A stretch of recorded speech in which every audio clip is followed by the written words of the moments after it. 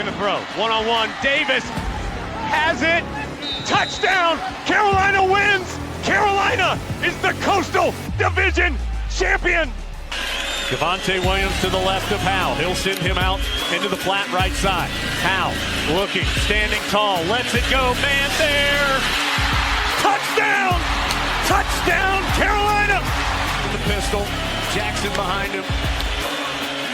Hands off to Jackson, he tried a jump pass, and it's intercepted! Surratt intercepts it! Holy cow, Carolina's gonna win! And off to Javonte Williams again, pops it to the left. Javonte leaps over a man, crosses the 50, trucks over a defender, spins by another. Goodness gracious, he's down to about the 15, and he did absolutely everything in one carry. Here's the shotgun snap to Aguilar. Drops back, pressure coming, Aguilar floats it up, incomplete! No flags! Head on back up the mountain! Carolina wins it in double overtime! Loftus, out of the shotgun, throws to the end zone, incomplete! Incomplete! The bell belongs to us! Carolina wins it 47-45 in double overtime! Bernard fields it at the 26. Heading to the far side. Gio at the 35. Gio, he's at the 50. No, he's not. Yes, he is. Gio is going to take it for a touchdown. Are you kidding me?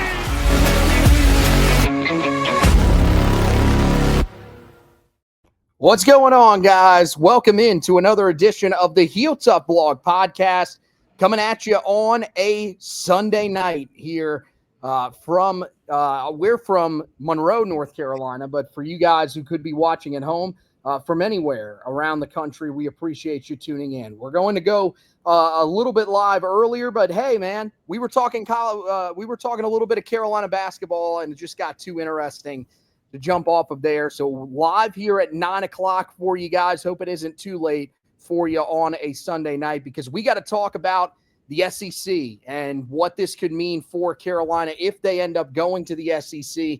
What do we make of all these reports that are coming out right now? Do we believe that Carolina really is going to be going to the SEC here sooner rather than later?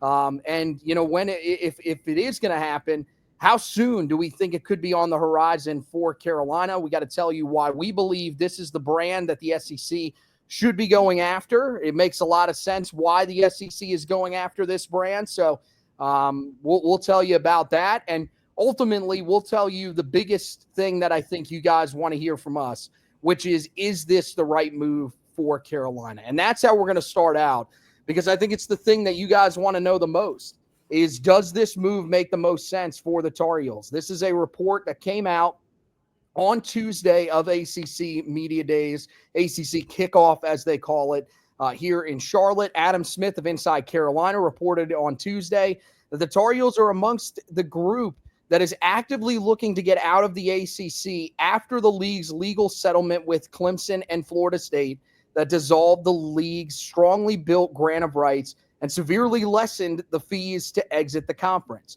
Both Chancellor Lee Roberts as well as future athletic director Steve Newmark are pushing for the SEC to be the destination for the school, despite some push from academics to join the Big Ten. 2030 through 31, the 2030-31 school year, that is expected to be the line of demarcation, with the exit fees dropping all the way to $75 million, the flat threshold for the conference, for the remainder of the TV deal, which lasts through the 2035-36 school year. So Carolina basically is looking to get out of the conference. They are the team now that many people believe is leading the charge for that. The reasons why are because the new chancellor and the new athletic director are the ones that are behind the push. It makes a lot of sense. We talked about on the Four Corners side of things when the university hired Steve Newmark as their newest athletic director last month. We talked about it and said, look, this is one of those situations where his former ties with the SEC could be something that pops up in the future. That's something that we could definitely be talking about. And I don't think it's a coincidence that now that he's on board, and it's been a little over a month since he's been here, that all of a sudden Carolina is now having these conversations about going to the SEC. If they want to exit before the year of 2030-31, they will have to pay a significant amount more money. It starts if they were to try to leave during this school year, the 25-26 school year, it'd be $165 million that they would own the conference. And then it goes down by $18 million intervals from there, 147 in 26-27, 129 in 27-28, 111 in 28-29, 93 million in 29-30, and then it would reach that flat threshold mark in 2030-31. So ultimately, as I said, the thing that you want to hear from us is why would this be the right move for Carolina? Why now is this the right move for Carolina when, in the past we've talked about this and there's been a lot of pushback on both podcasts as to Carolina exiting the conference and going to the SEC. I think the simple fact of the matter is that the ACC is starting to collapse around Carolina. This conference really is starting to look weaker than the other conferences. We've seen it with how they've handled the conference realignment. They haven't really added anybody of significance to the conference. Stanford, Cal, and SMU are not really helping the conference out as much as some of the additions that we've seen from the SEC, of course, the Big Ten, and even the Big 12. The Big 12 has made some major additions, basically taking over the Pac-12. For Carolina, they've got the scraps from that, or for the ACC in Carolina, they've gotten the scraps from that. And so this is no longer a conference that I think is carrying, the amount of weight that it used to in the past. And so I believe that that's the reason why it is time for Carolina to look elsewhere. And I think the SEC is certainly the destination that you should want the most out of the two, because it is the most successful conference in terms of revenue. It is the most successful conference in terms of competition. And I think that's what Carolina should be looking to get into if they are looking to move out of the ACC here in the near future. All right. So the first thing I have to address was the late start. And while we were having a great conversation on the basketball side of things, check that out anywhere you get your podcast, we were behind because we had to go get food. And the fine folks at the Monroe Dairy fair point. Yeah. were not up to par. They were not moving fast enough. And if I have to wait 20 minutes, my fries better be fresh. My fries were not. Dairy Queen, be better. Back to we'll love you as a sponsor, though. If you want to sponsor the podcast, get in contact. Back to what really matters, or what we're talking about here, and why you should want the SEC as the preferred destination to where I think Carolina is pushing to be, and where I ultimately think that they end up. There's so many reasons that have always made sense that I've always pushed against, but it's just becoming more and more evident that's where Carolina needs to be. Financially, there's a lot of money being left on the table. And I know money is the root of all evil, and we get tired when money, drives decision-making. But these sports, like especially now when you have revenue sharing and you're having to pay your football and your basketball players, revenue is as important as it's ever been. Carolina is leaving a lot of revenue dollars on the table. By being in a conference that with Jim Phillips's leadership is not where it should be. And I want to make this very, very clear. Getting to this conclusion for me individually, not easy. I love Carolina, obviously. I'm a Tar Heel first before I'm anything. I have loved the Atlantic Coast Conference from the time I became a college sports fan. I love the history. I love the tradition. I love the values. Covering an ACC tournament for me was just as big a deal as covering the NCAA tournament. I've been lucky enough to do both, and I hold it in the same regard as covering March Madness. But it's not the same conference that I was raised in. It's not the same conference I grew up in, and that's a shame. But it's a direct reflection of what bad leadership looks like when leadership now is as important as it's ever been. And you look at what the SEC has in Greg Sankey. You look at what the Big Ten has and that wacko named Tony Petitti. Jim Phillips just doesn't measure up, man. If you go back and watch his press conference at the ACC Media Days, there was very great information and very good arguments he was making on behalf of his conference. But there was a lack of conviction because deep down he knows what he's doing. He knows he is leading a dying conference because the premier brand in the conference, the week of ACC kickoff, let it be known that they're looking to go somewhere else. And there were a lot of people criticizing Carolina for letting this information get leaked during ACC kickoff. Those people either A, don't know, or B, forgotten how these things work. When did Oklahoma and Texas leave for the SEC?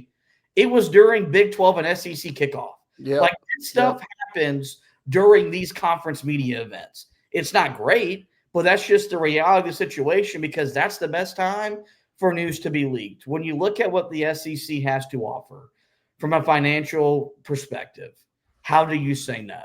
Because the money is the name of the game in terms of competing and winning.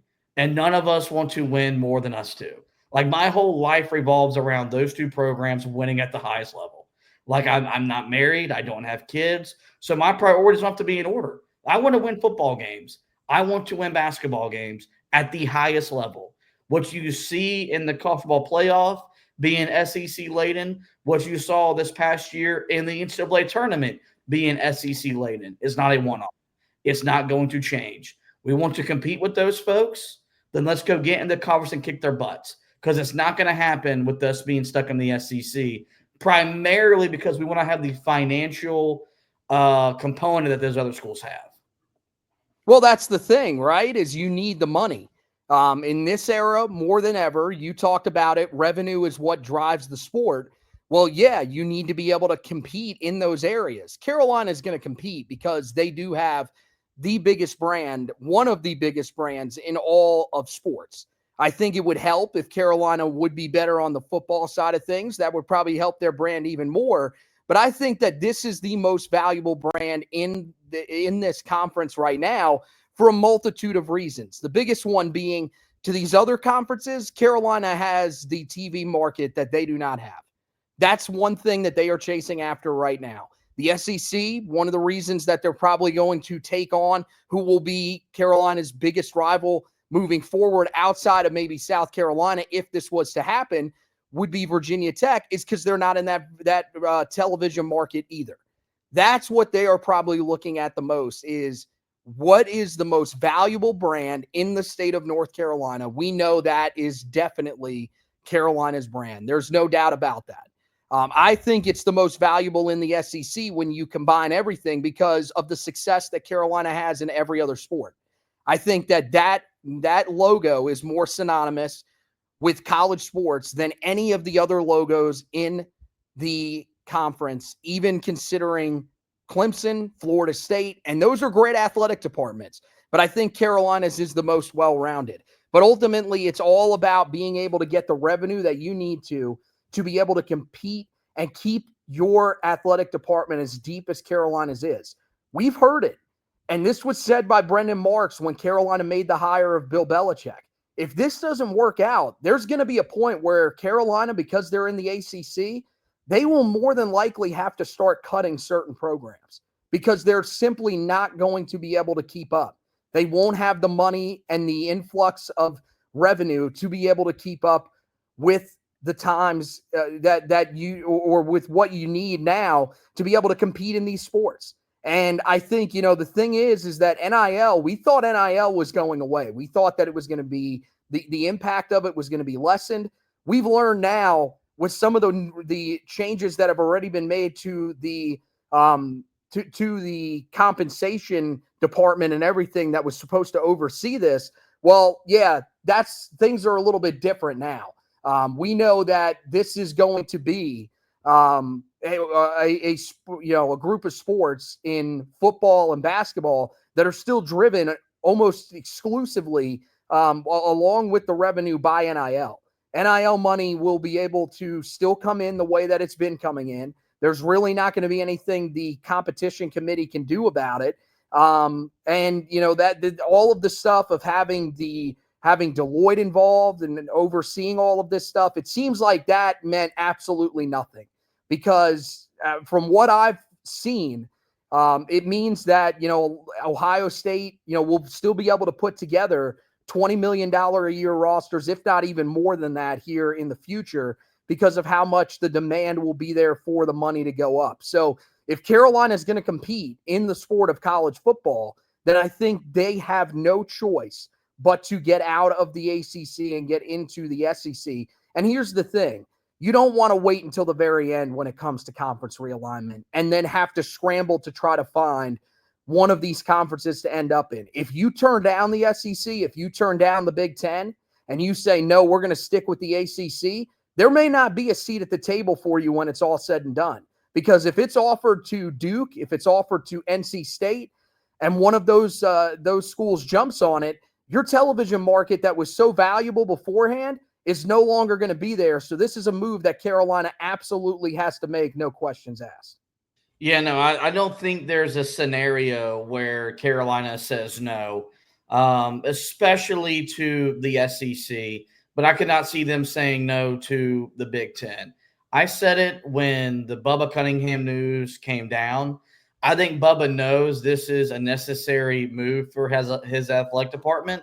Does not want that to be his lasting legacy as an AD that's done a remarkable job at Carolina. When you look at just the totality of success of Carolina basketball, some of the hires he's pushed on the football side of things, he brought Mac Brown back. For the most part, that was a successful hire. Larry Fedora, his first major hire, for the most part, a success. He, whether he wanted to or not, he's got Bill Belichick on his sidelines now. You look at what Carolina's done in the Olympic sports, as you mentioned, top to bottom. This is the best department in athletics in all of college, in all of college sports. I don't think he wants his legacy to be the guy that takes Carolina out of the ACC into the SEC. Good news for him is Steve Newmark has no problem being the bad guy. Mm-hmm. He knows that money is the name of the game because what he's done his entire time at Roush Fenway Racing, where his whole entire job is dependent on generating revenue to put race cars on a racetrack that go very fast. Now, how good has he been at his job? I don't know. RFK Racing's in a really good spot right now. And I think he deserves a lot of credit for some of the turnaround. Although Brad Keselowski will get the majority of the praise because of his last name and what he presents as a driver on the racetrack. But his name, he knows the name of the game. He knows where college sports is at right now and where it's going. So he's going to have no problem standing in front of a bunch of tough decision makers whose money primarily, and this is what I think gets misconstrued when we talk about the role athletics and revenue plays on college campuses. That money funds a lot of non-football basketball activity. So these big decision makers that maybe don't value athletics don't understand that athletics generates some revenue for some of the stuff that they want to do as a educational institution. Steve Newmark's have no problem telling them that point blank to their face. Well, if we're going to leave this amount of money on the table, well, this is going to impact us being able to do this, and this from a educational perspective. Carolina needs that kind of tough guy in the room. They need that kind of straight to your face, no BS kind of relationship. And this guy is going to bring that. And so, we see the comments here from one of our A1s, Ashawn Williams, selling out for money. This is what it comes to these days.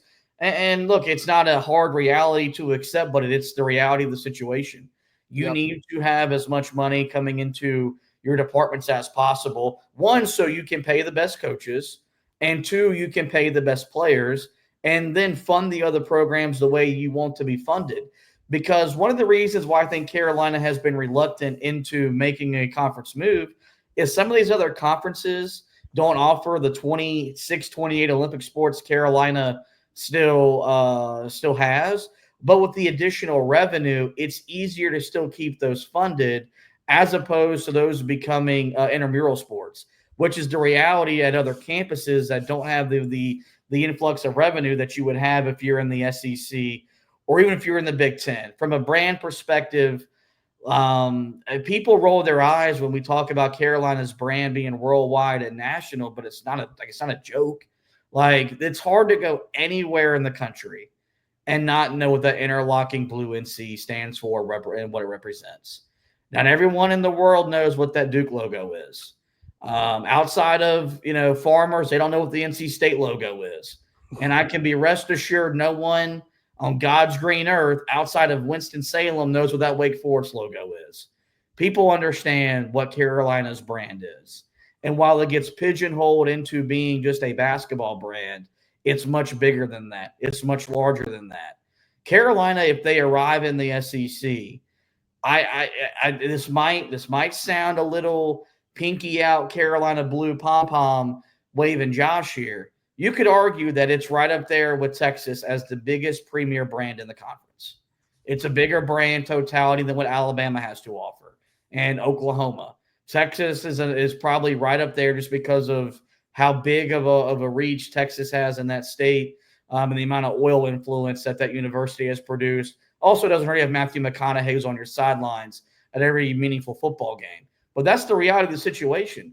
Why do we want to hold our brand back in some dying conference where we could go to the SEC, be the new kid on the block, but have the biggest brand on the block as well? And so I think it would be an exciting partnership. And it's why I think Carolina is now starting to see the benefits of moving to the SEC, and why the SEC, whenever Carolina, I believe, makes its official appeal, while they'll covet them more than they'll covet Florida State and Clemson. Yeah, I think that's, that is definitely one of the reasons. But of course, the TV market, I think, helps you as well. But yeah, your brand, as you talked about, look at all the places that Carolina travels throughout, especially the basketball season, even during the football season, though. There are fans of Carolina just about everywhere in the country. Duke, it's starting to grow, especially on the basketball side of things, but their athletic department doesn't have nearly as big of a brand as Carolina's does in terms of the overall success of the athletic department. Carolina is one of those programs that year after year is in the running for the Director's Cup for a reason, because they are good at just about everything. And you're right. In order to be able to fund those sports and keep them going the way that you want them to, you have to be able to pay for those sports because they're not driving in revenue. Now, the thing is that what are you going to do about the conferences if they don't have, certain sports in the SEC? Well, what's going to end up happening, and we have said this multiple times, and I truly believe now, as we get closer and closer to these moves, and as we get further and further into the future, there will be separate conferences for certain sports. It's going to happen because there's just no way around it. We've seen it already with certain sports. NCAA hockey is one example where there are not the same conferences that you have in other sports. They divide it up. It's different. I believe that you will see that for certain sports. And so Carolina, all these sports that Carolina shines at, they're going to still be able to compete, and it's going to improve certain areas. Like I'll tell you, Carolina swimming will probably become much more sought after going to the SEC than it is in the ACC. The ACC still produces Olympians, but not at the rate that the SEC does. So I think that's certainly something that you could see a boost in that area as well. Now, the thing is that everybody's wondering about the main areas of competition. And Sean Williams, as we appreciate you listening to the podcast, man, and watching us here. He says the issue will be, will UNC be able to compete? And I think the biggest question that everybody has is, will they be able to compete on the football side of things? Trust me, when this was announced, this was my first thought, was how will Carolina be able to hold up in the SEC? Because it's the question everybody's going to ask. In the ACC, they haven't exactly dominated. They haven't won a conference championship since 1980, for Christ's sake. But at the same time, I do think that this is the best position that Carolina has ever been in football-wise to be able to compete in terms of the buy-in from the fans, in terms of the buy-in from the boosters, and in terms of the buy-in from the school. It seems like with the hire of Bill Belichick, with the amount of money that he was going to need to fund this roster, for Carolina to say, we are in on that, we are going to do everything we can to raise that type of money, and we're going to hire you, the greatest coach in the history of the sport of football, as opposed to going out and taking on a guy like Matt Campbell or a guy in the middle of the road in as an SEC coordinator, middle of the road as an SEC coach, or going with a group of 6 hire. They went with a hire that was extraordinarily out of the box and someone that was demanding a ton of money and a complete overhaul of the front office. Carolina bought into that. And so to me, that makes it seem like now is the perfect time to go to the SEC if you're Carolina. The thing is that over these next couple of years in the ACC, if you're going to be making that move to the SEC, you better be competing at a high level and showing that it is the right move. So this is obviously the biggest question, that the best way to answer it is we don't know until we see it. But I'll just use a school like, let's just say South Carolina, for instance, hasn't won a conference championship since God knows when. Hasn't played for a conference championship since the 2010 season. They've had 3 straight 11-win seasons in the early 2010s. Outside of that, their biggest claim to fame was George Rogers winning the Heisman in 1980. That school this past year, you could argue, should have been in the college football playoff over, let's just say, in Indiana, who played nobody in the Big Ten, but still got a chance to play for a national championship. Mm-hmm. If a school like South Carolina can win 11 games in 3 straight years back in the BCS era, be on the doorstep of making the playoff in the expanded playoff era, why can't North Carolina? To me, I think that's the best way to compare it. And look, they're not always there. Like they ebb and they flow. But would we trade? I mean, we wouldn't be upset with 3 straight 11-win seasons. We wouldn't be upset about being on the doorstep of making the college football playoff. You look at the recruiting that they do; they recruit kind of nationally. There's a financial commitment to that program as well. Some other examples of schools that compete. Look at what Ole Miss has been in 2 different iterations in the SEC. In the BCS era, I guess it was in the playoff era, from the 14 playoff to the 12-team playoff. We've seen Ole Miss emerge as a national program. Mississippi State with Dak Prescott in the playoff era was a team that was being talked about as a team that could play for a national championship. So it's possible, and it's more possible today than it was this time a year ago, because last year Carolina, from an athletic department and an institution, was not willing to commit the financial resources you have to commit to win at football. I think if there's one thing to say about the new Chancellor Roberts understands what football means and what it can bring. And, that's something that every time Bill Belichick talks about the commitment, that's the first name he mentions. It's Chancellor Roberts. It's not Bubba Cunningham. It's not the Rams club. It's Chancellor Roberts. And I think he does deserve a ton of credit, because with his leadership and his guidance, I think there's a bigger financial commitment than there's ever been. I also think this is a fan base that it's an odd football fan base, because you have different iterations of it. You've got folks like our dear buddy Tanner. His grandfather is a big Carolina football guy because he grew up when Carolina football was a pretty big deal. You've got generations like my father, who grew up when Carolina football was not a big deal. So for him, he's always just been indifferent because they were never good in his lifetime. And then you've got us that value winning as much in football as we do in basketball. There are a lot of people our age that feel the same way, that are as starved for football success as we are for basketball consistency. And the biggest reason why was the taste we got in 2015, when they were 11-1 and played for an ACC championship, when we were 9-1 and Drake May was maybe the front runner to win the Heisman Trophy, or the year after that when you were 6-0. Because when you're playing big-time football, there's not a better feeling in the world as a college sports fan than playing significant games on Saturday. Because college football Saturdays, man, they're sacred.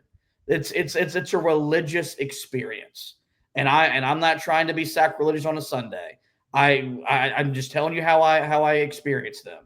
So I think that also helps, is that this fan base, I think, is at a point now that wants to win in football, because it's possible. Look at all the freaking talent this state produces at the high school level. Yep. You can tell that talent. You can play in the SEC 8 games out of the year, maybe 9 games, and you're playing against the Alabamas and the Texases and the Oklahomas of the world, and you're getting to play in those environments while creating an own hostile environment of your own, I bet you those 4 and 5-star guys we see go play at other SEC schools, they'll start staying at home more often. It's easier to see a pathway to competing at a higher level if Bill Belichick is successful. However we determine success for Belichick. But if we can look back at his experience and say that was a success, that'll parlay success for Carolina into the SEC.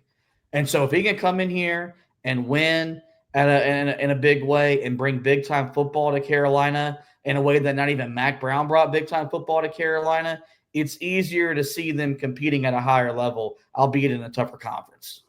Yeah, I mean, you brought up the fact that recruiting is just, I mean, it's at its high point in the state of North Carolina. I mean, this is as talented as the state has ever been when it's come to football. They are legitimately a top 5 state in the country when it comes to football recruiting. They produce guys at that type of level, and that's where they've gotten to. And now you look at where Carolina is extending some of their branches to. They've established some pipelines in the state of Texas. They've established a pipeline in the state of California. They've established a pipeline in another growing state in the state of Alabama. They've been in the state of Georgia for a long time. They're continuing to strengthen that. And same thing with the state of Florida. They're strengthening that as well. This is what the success under Bill Belichick could lead to, is if he has a successful run here, Carolina becomes a national brand in football. And then you can start to recruit at the level that some of these teams in the SEC recruit at. If South Carolina can recruit at the level that they can recruit at, you're right. I think North Carolina can recruit at that exact same level, because where is South Carolina getting a lot of their guys from? It's from the state of North Carolina. Yes, they have some guys in their own state that they've done a really good job of recruiting. They've done a really good job of recruiting the state of Georgia as well. But really, they have done it. They have found their success in the state of North Carolina. Carolina's got to get back to having success there. And one of the things that was brought up by Bill Belichick the other day when he was talking during his breakout session was that the state of North Carolina is a priority for this staff. It might not seem like it in this recruiting class, but moving forward, it's going to be a priority, because I think they see how many guys they let go in this past recruiting class. You can build an SEC-type roster based off of the guys in this state. If you land some of the top guys in this state, you can build a roster that can compete in the SEC. And you brought up Ole Miss. The school that I look at and say that you might compare them to, South Carolina, I think is a great example, because it's been a really long time since they won an SEC title, and yet they've still been competitive. They've had years where they, were one of the best teams in the SEC. And this past year, they were on the doorstep of making the college football playoff, which is the first step towards being competitive in that conference. I think Missouri in years past would have been a college football playoff team if there were 12-team playoffs. They've been there before in the SEC multiple times where they've had successful seasons. And yet that is a group that really, they're focused on recruiting. Their biggest recruiting wins have really come out of their own state, have come when they've recruited the city of St. Louis incredibly well, when they've recruited Kansas City incredibly well. They don't do a lot of winning outside of that. That is what, and yet they've still had the success of some of these teams in the SEC that we've seen in years past. I don't think it's crazy to think Carolina could go there and compete, especially with the influx of money that they would have, the amount of revenue that they would have, and all you've got to do here. And it's unfortunate because I think it will ebb and flow, the support of this program when they are good and when they struggle. I don't think it will ever be consistent, because we have challenged this fan base over and over again, and it doesn't matter how many times we say it, they never seem to rise to the occasion when they need to, when this team is struggling. You've got to, if you're going into the SEC, you've got to be there every week. You've got to buy in. You've got to be, fully supporting the football program in terms of your money, in terms of the NIL money that you're committing. That's the type of support that you're going to have for the football program. And I think you're right. I think there's a generation of us that do believe that that's how it should be at Carolina, that there is a chance for there to be a lot of success on the football side of things. We saw it with Butch Davis. We saw what he was getting ready to start doing before the NCAA stepped in. And that was a guy that came from the pro level. You're hoping that Bill Belichick coming from the pro level does things a little bit cleaner, and it seems like he certainly is. But it seems like he might be able to bring that same type of mindset to Carolina, change the culture. That's ultimately what you need. Because, yeah, when this group has been good, I mean, go back to the season where Carolina won 11 games. They played 2 FCS opponents that year. Do you think anybody in those stands cared about that? No, that place was packed. Fans were excited, and they were, hoping that Carolina would be able to sneak into the college football playoff that year. And unfortunately, the finish to the season sort of dashed that. And then you look at the success that they had under Sam Howell and Drake May, especially with Drake May.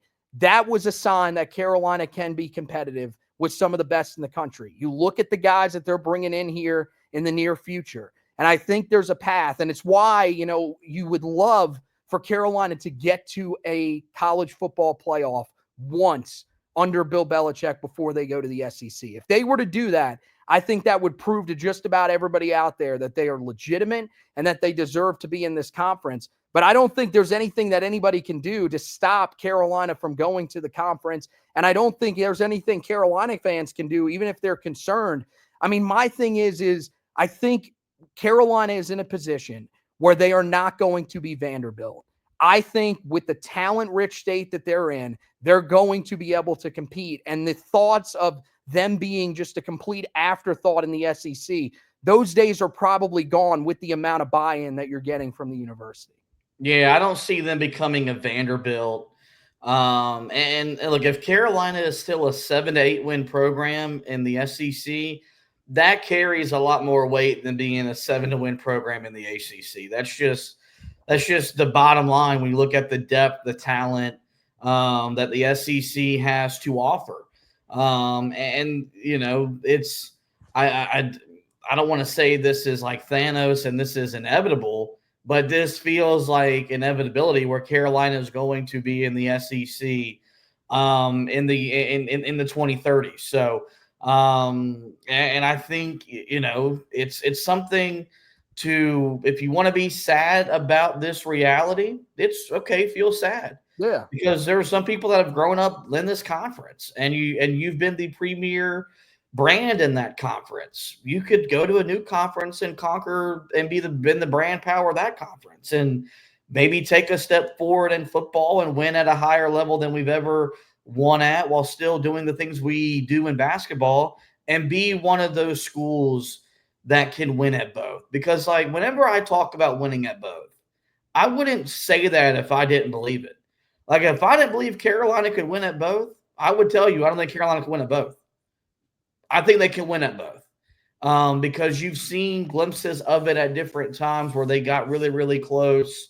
I think people forget, kind of where they were when Charlie Choo-Choo Justice was on campus in the 40s, kind of how big that job was in the 50s, where they got to in the 80s, where Mac Brown built them to into the 90s, where everyone thought Butch Davis was taking them to in the 2000s. And so you've seen, Florida win at both. You've seen Ohio State win at both. You've seen Michigan win at both. I don't see anything stopping Carolina from being one of those.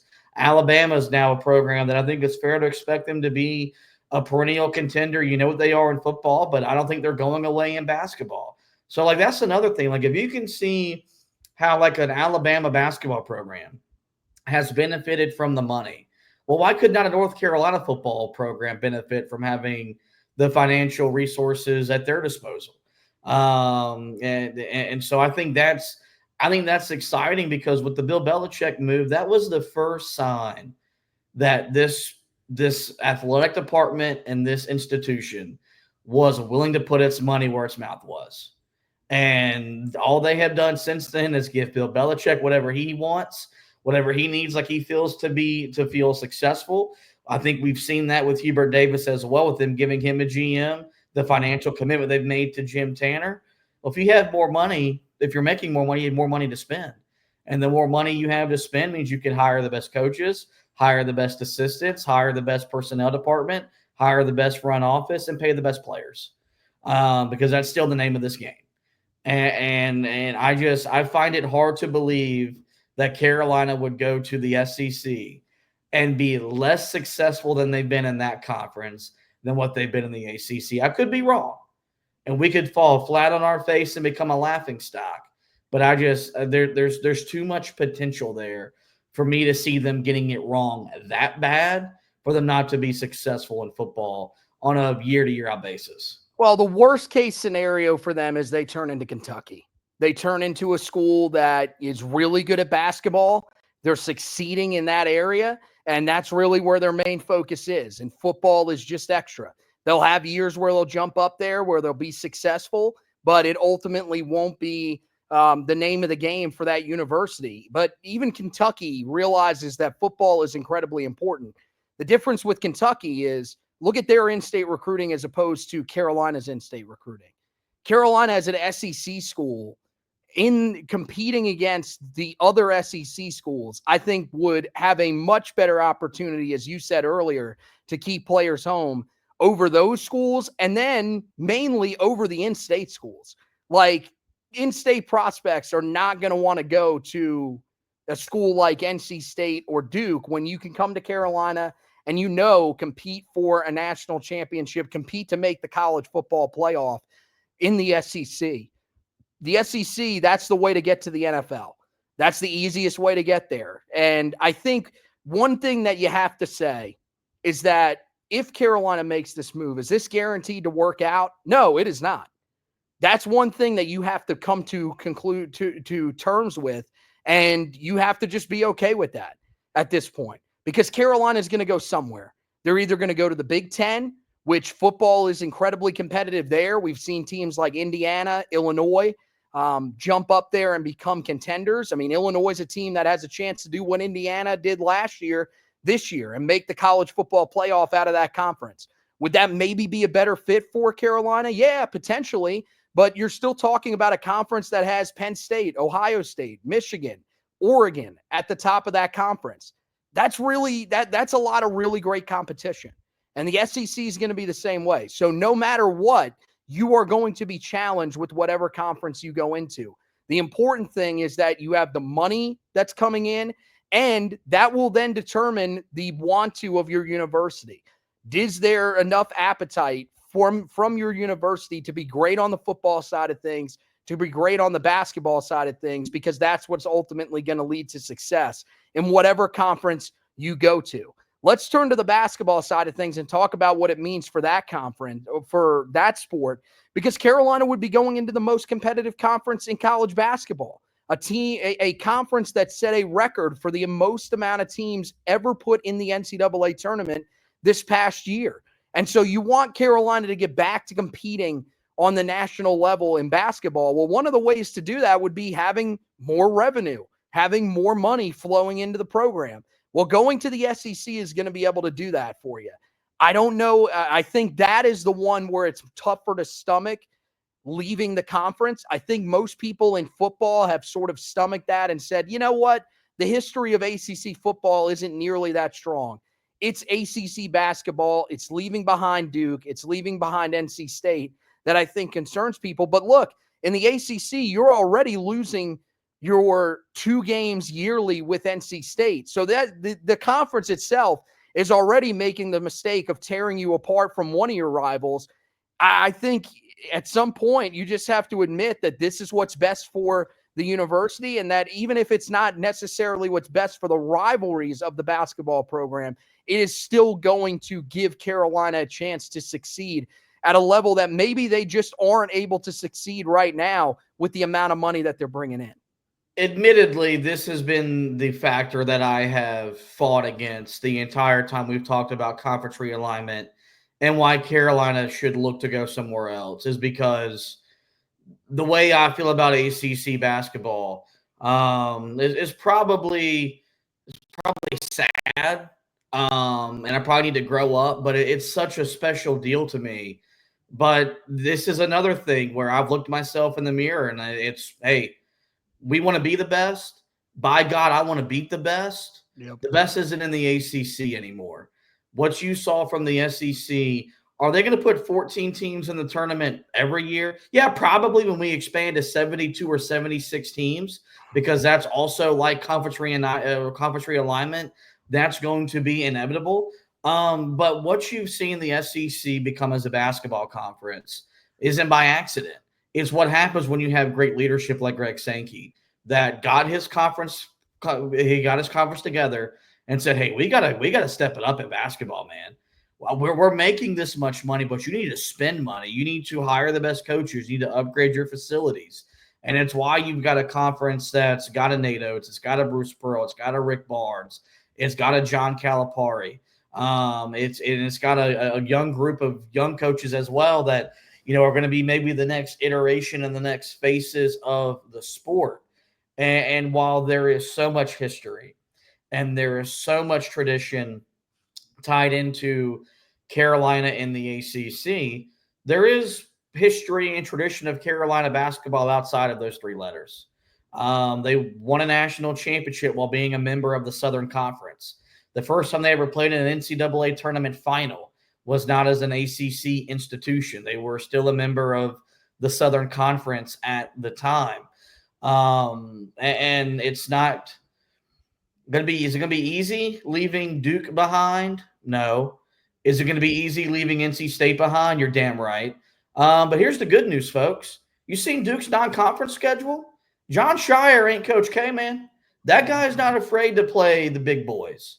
And I think there would be a situation and a scenario, because I think both would be committed to it and both would have an appetite for it. Carolina could still play Duke twice a year. It might be at different times in the count than what you're used to, but that's still possible. Carolina would have an appetite to still play NC State. And you know that NC State, because their whole program relies on beating Carolina and their identity is in us, they're not going to run away, especially with Big Dad Will Wade on campus now. They're not going to run away from wanting to play Carolina either. So would it still look different? Would it still outside feel different? Yeah, it would.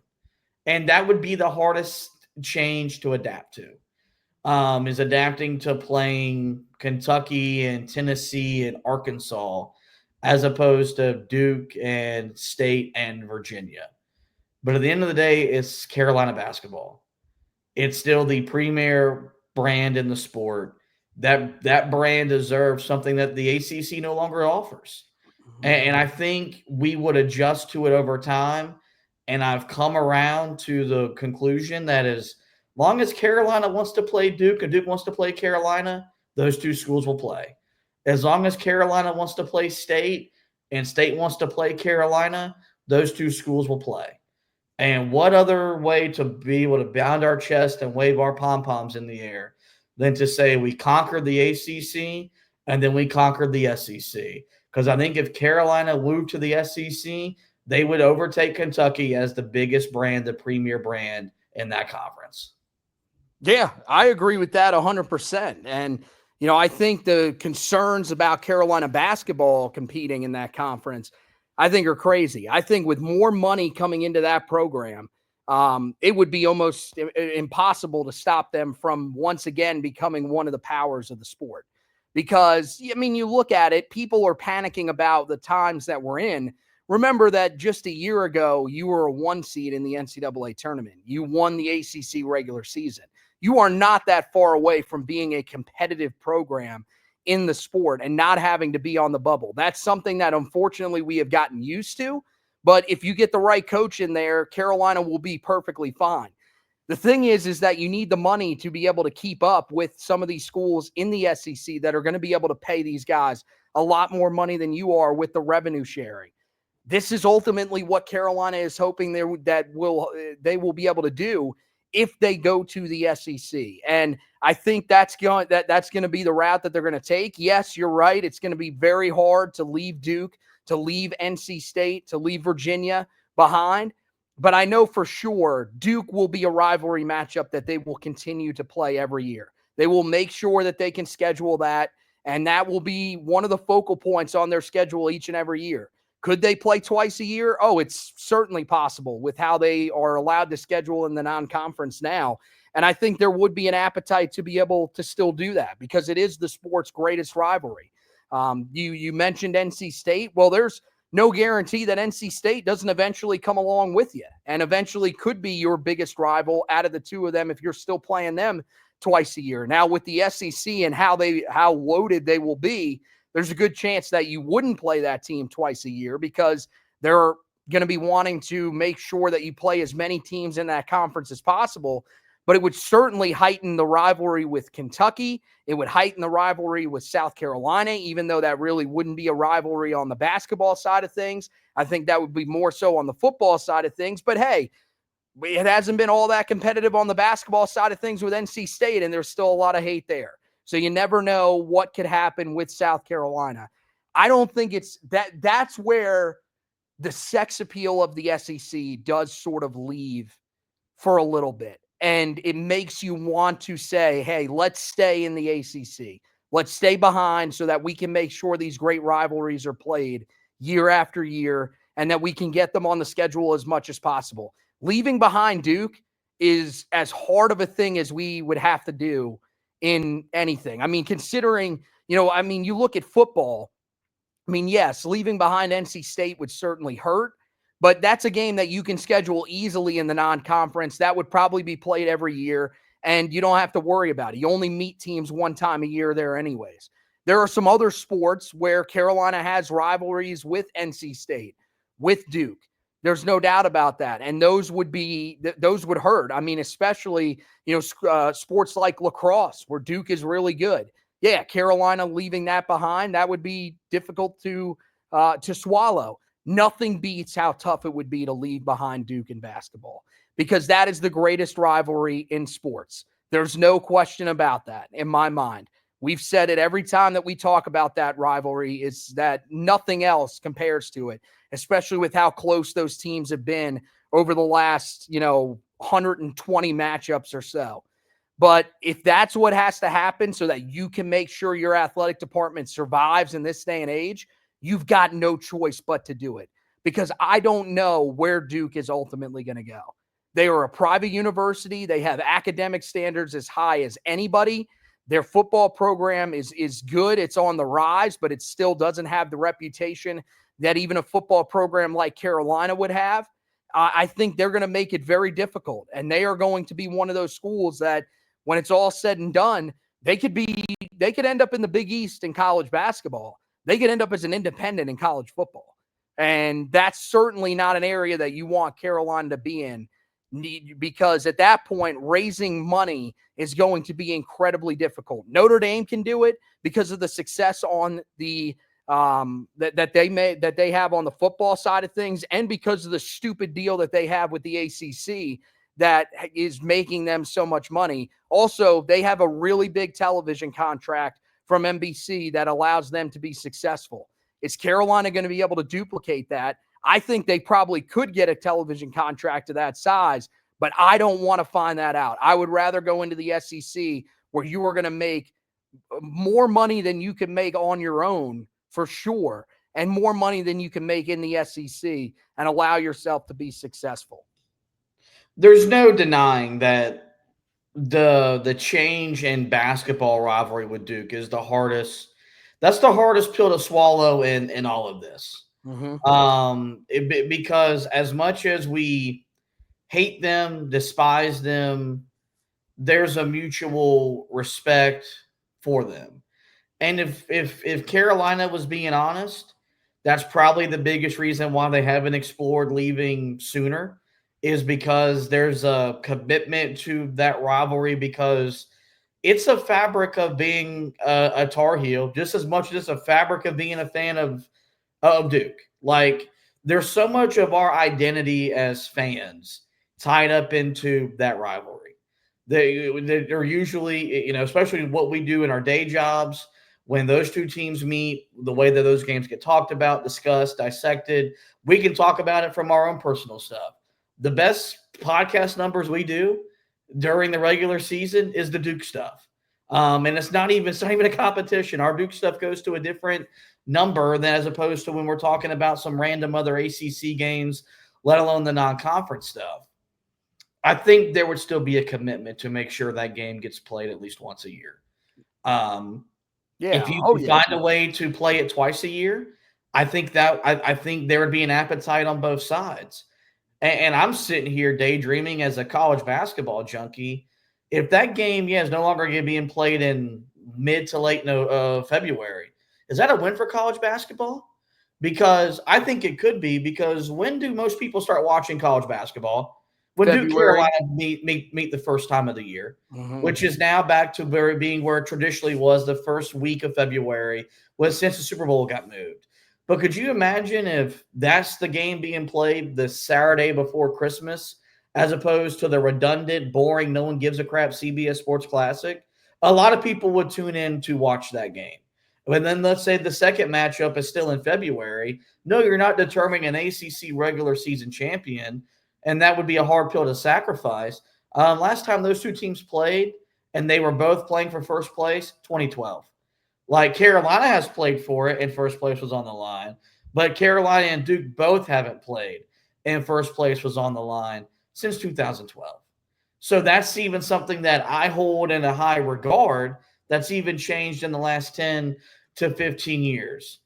It would be the biggest adjustment we would have to make as Carolina sport fans. And it would be odd and it would be weird. Maybe not finishing our season at home against Duke or on the road against Duke.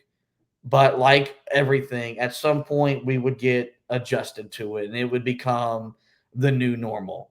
And that new normal could be making sure we're not only competing against them, but beating them on a year in and year out basis and outperforming them in March because we have more financial resources at our disposal than what they have. And that's still something that when these two teams meet together, we can brag about. So it's the biggest thing that I wrestle with because I feel like in the position that I have, I cherish the rivalry, and I there's a responsibility to educate people on the rivalry, and I'd hate to see it be diminished, but it would not be what Kentucky and Louisville is. This game would not be played on a random Friday in the afternoon. Carolina and Duke would still be the premier game on a television network because they would all make sure they're selling their souls to televise it. So if I can be open to that change, everyone should be open to that change because you're not going to find someone in this industry that values that rivalry more than myself. Well, the thing is that even if you're not open to it, it's time to accept it because it's going to happen. This report is really not anything that's super new. It's new information. It's advancing Carolina towards leaving for the SEC. It's setting a little bit of a timeline, but this is not anything that we haven't heard before with Carolina. We knew that they were interested in the SEC and that this was something that they were seeking out because the ACC is being left behind because of their conference commissioner. He is asleep at the wheel of this conference. We talked about it on the last edition of the Heel Tough blog podcast. And for you guys that are maybe listening to this on the Four Corners side of it, this is a guy that is that has basically become set in his ways and is focused on the now. He is focused on the success of the conference that we're having at this point, and he's not worried about the future of the conference, which is what you ultimately need to be worried about if you are going to succeed as a conference commissioner in this day and age. You always have to be looking for that next move. He is not. He has never been that guy. The Cal, Stanford, SMU additions were basically scramble moves to try to keep this conference alive. Because if he doesn't end up landing those schools, there's a good chance that Clemson and Florida State, that lawsuit ends up going through and they find their way out of the conference. It wouldn't have been easy, but there's a good chance that those schools would have found a way to move on, would have paid the exorbitant price that would have been out there for them to make it into the SEC or whatever conference would have wanted them. I don't know what conference that is because, as we've said, the SEC doesn't seem to be as interested in them as they seem to be in Carolina, in a team like Virginia Tech that get them into new markets. Maybe it's the Big Ten, but I do think that you probably would have seen more deterioration of this conference. They got saved for a little while, but what that lawsuit, what them settling that lawsuit ultimately did was give teams a way out of the ACC a little bit earlier. It lessened the money that you had to pay to get out of the conference. And I think that's ultimately what's going to happen. When it comes to the basketball side of things, you're going to have to swallow some pills that are going to be incredibly difficult to swallow. Because I think on the football side of things, especially because the SEC is not moving to a 9-team model, and it doesn't seem like that's a focus of them moving forward, even if they were to expand the conference, you will still be able to probably play NC State and Duke every single year. And then you'll have 2 other non-conference games that you can play. I think on the basketball side of things, it'll be tougher, but I do believe that you can have Carolina play, Duke, and who knows, even if they only play once, you could have them play in the middle of the conference season. We have seen teams do it. Duke did it this past year where they played Illinois in the middle of the conference season. I wouldn't be shocked if Carolina pushes for it to be Carolina and Duke both push for it to be in the middle of the conference season to sort of give them a break, put in this massive rivalry in the middle of February or in March, even towards the end of the season. I would not be shocked if there is a push to do that. And here's the other thing. You will get used to the other rivalries that Carolina will have, like Kentucky, like South Carolina. And on the football side of things, it will definitely be South Carolina. That will be the rivalry that you will be talking about. And again, if you're wondering, hey, Carolina going in, they own the rivalry against Duke. They own the rivalry against NC State. Do they own the rivalry against South Carolina? Yes, believe it or not, in the SEC, where Carolina's overall record against current SEC teams is 73, 93, and 8. South Carolina is one of the ones that they hold the advantage in. I know it is 34 wins to 20 losses. I forget how many ties. I think there's 1 or 2 in there. It's 4 between the 2 sides. But still, Carolina holds that advantage there. So that would be their rival in the SEC. And I think it's just something that we got to get used to. You're going to have some years here because I think we're probably looking at 2030 to 31 to be that time where Carolina exits the conference for that $75 million. I think that is something that will be more than manageable at that time with all the money that you're going to be getting through revenue share. And it gives them some time to sort of balance this out and learn what exactly revenue share is going to entail in terms of how much money they're going to have to pay out to the athletes, how they're going to be able to balance their budget to still make the amount of money that they need to. It'll give Steve Newmark time to sort of get himself going, generate some of that revenue that Carolina is ultimately going to need, and then make that run at the SEC. So I think that's probably when it's going to happen. You as a fan of Carolina, you're going to have time to prepare, but it'll get here faster than you know it. And regardless of what happens, this will be something we'll be following over the years. This is the longest standing Tar Heel podcast out there in terms of the football side of things. Over on the Four Corners, I believe that might be the longest standing basketball podcast that is out there. So make sure that you guys are listening to both podcasts because we will have you covered on conference realignment moving forward, no matter what happens, whether Carolina sticks in the ACC, if they go to the SEC, or if they go to the Big Ten. We are going to have you covered, and this podcast will be here. The same thing will be the case for the website, HeelToughBlog.com. That's where we write about everything. We write about the football program, which right now, getting prepared for the upcoming season. It was just ACC kickoff, so they're going to come out with the all ACC teams. I don't think that Carolina is going to have to necessarily worry about having a guy on the first team preseason all ACC team, just based off of some of the doubters that you have about this program. A lot of guys unfamiliar, or a lot of people are unfamiliar with the guys on this roster that are in the media. So I think it's going to be one of those things where we will tell you where Carolina probably is projected to finish in the conference, and that'll probably be about it. But it should establish a chip on their shoulder. The thing that we'll be doing, though, to get you ready for this upcoming season, we will definitely be taking you through all of the position previews. So far on the written side of things, we are at the tight ends. We will continue that tomorrow with the offensive line. And on the podcast side of things, we are at the running backs. Tomorrow night, we will be back previewing the running back room for Carolina for this upcoming season, talking Davian Goss, Caleb Hood, Demon June Jr., as well as Benjamin Hall, and plenty of other guys in that running back room for this upcoming season. You don't want to miss that. So make sure that you guys are keeping tabs on everything that we're doing here on the podcast side of things. And then, of course, over on the website side of things. When it comes to basketball, we are covering you through the offseason, just in an edition of the podcast tonight with the latest news and notes around Tar Heel basketball. So make sure you go back and watch that edition of the podcast, or listen to it if you're somebody that listens to the podcast. We would greatly appreciate that.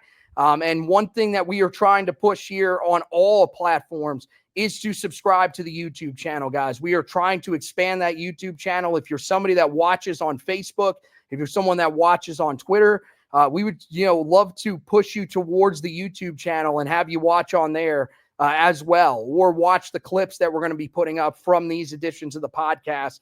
We will definitely be putting up our thoughts on the SEC and the concerns that people have around the SEC. We will definitely be putting up the thoughts on the basketball side of how this move and everything like that. So you guys will have a chance to watch some of those sections of the podcast if you missed it back on the YouTube channel. So we want you to subscribe so that you don't miss any of those editions of the podcast or any of those chunks that we'll be putting out for you guys to be able to go back and watch. You can also follow us on the social medias. It's been running down on the bottom the entire night. Make sure you check us out on Twitter at Heel Tough Blog, and give the Facebook page a like too. We would greatly appreciate that. But that wraps it up for tonight's edition of the podcast. Want to thank Josh for hosting with me. Want to thank all of you guys for watching and listening. And as always, go Tar Heels.